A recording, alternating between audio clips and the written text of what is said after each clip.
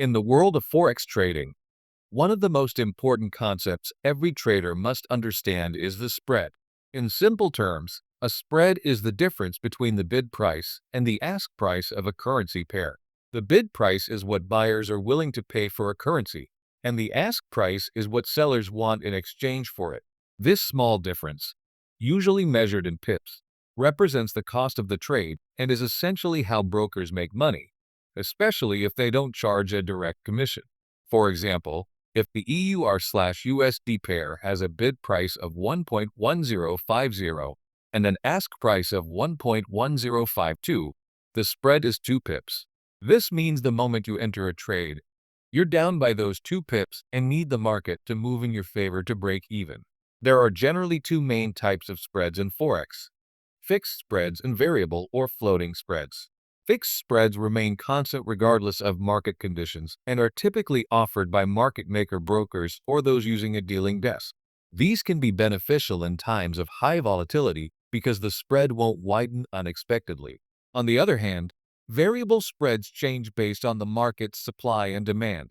These are usually provided by ECN Electronic Communication Network or STP straight through processing brokers who connect traders directly with liquidity providers.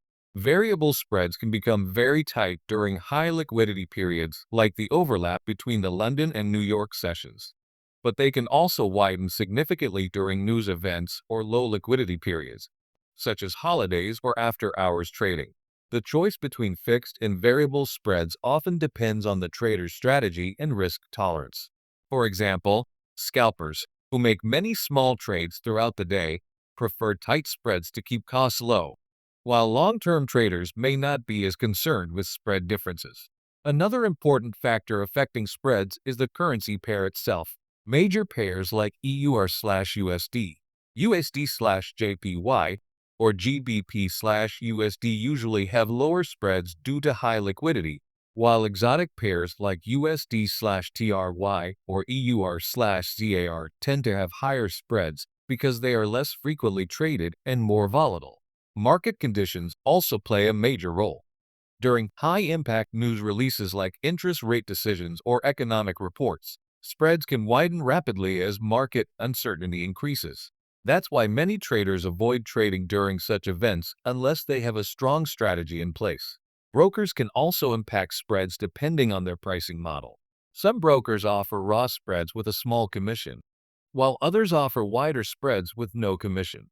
It's crucial to understand your broker's fee structure because what seems like a tight spread may still be more expensive when additional costs are included.